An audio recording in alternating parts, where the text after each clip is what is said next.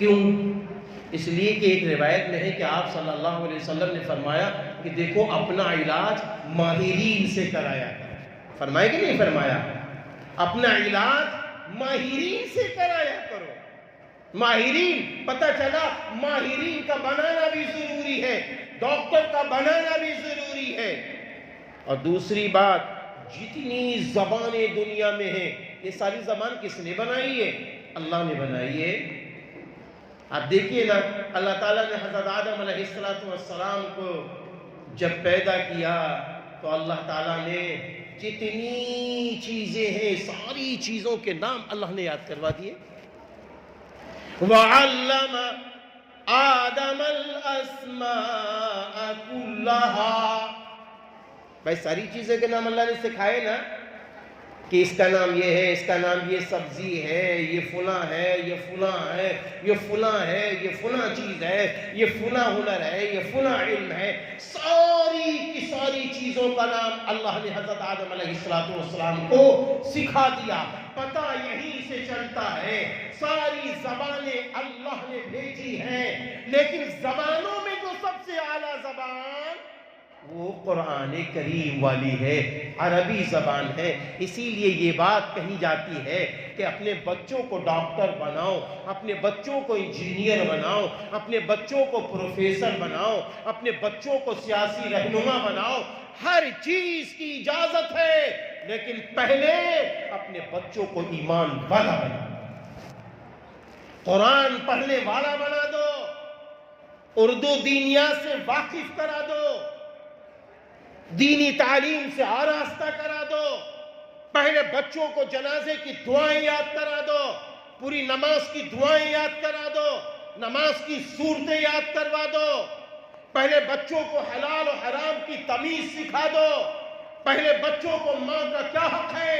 ماں کے قدموں تلے جنت ہے بتا دیا جائے بچوں کو، ماں کے قدموں تلے جنت ہے، باپ جنت کا دروازہ ہے بتا دیا جائے بچوں کو یہ بتا دیا جائے کہ چھوٹا بڑے کا احترام کرے، بڑا چھوٹے پہ شفقت کرے، بچوں کو یہ بتا دیا جائے پڑوسیوں کا حق ادا کرو، پڑوسی اگر ناراض تو اللہ ناراض ہو جاتا ہے، بچوں کو یہ بتا دیا جائے شراب کا پینا حرام ہے، یہ جوا بازی حرام ہے، یہ سود کا لینا حرام ہے، رشوت کا لینا حرام ہے، انٹرسٹ کا لینا حرام ہے، گالی دینے والا اللہ کو پسند نہیں ہے، دھوکہ دینے والا اللہ کو پسند نہیں ہے، ماں باپ کو ستانے والا اللہ کو پسند نہیں ہے، کسی انسان کو رلانے والا اللہ کو پسند نہیں ہے، کسی کو تکلیف دینے والا اللہ کو پسند نہیں ہے۔ راستے میں چلو تکلیف دہ چیزیں پڑی ہو اسے اٹھا کے کنارے کر دو، شیشہ پڑا ہے اسے اٹھا کے کنارے کر دو، راستے میں کوئی ایسی چیز پڑی ہے جس سے کسی انسان کو، وہ چاہے ہندو مذہب کا ہو، مسلمانوں میں مذہب کا ہو، عیسائی ہو، سکھ ہو، کوئی ہو، کسی کو تکلیف نہ پہنچے،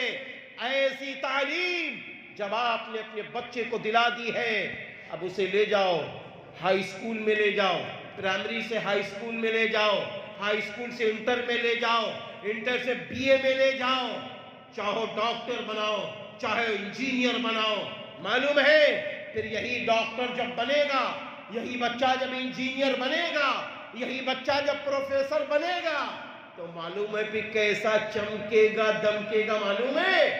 میں مثال دے سکتا ہوں، فخر کے ساتھ دے سکتا ہوں، پھر آپ کا بچہ ایسے چمکے گا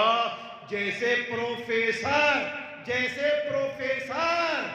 حضرت جناب محمد نعمان صاحب دامت برکاتہم چمک رہے ہیں، پروفیسر ہیں، مولانا نہیں ہیں، پروفیسر ہیں، ان کی شباہت علماء والی، ان کا خیال علماء والا، ان کی زبان علماء والی، ان کا مزاج علماء والا، بتاؤ ان کو یہ علم کہاں سے ملا؟ میں نے ابھی دسترخوان پہ یہ بات حضرت سے کہی تھی، حضرت والا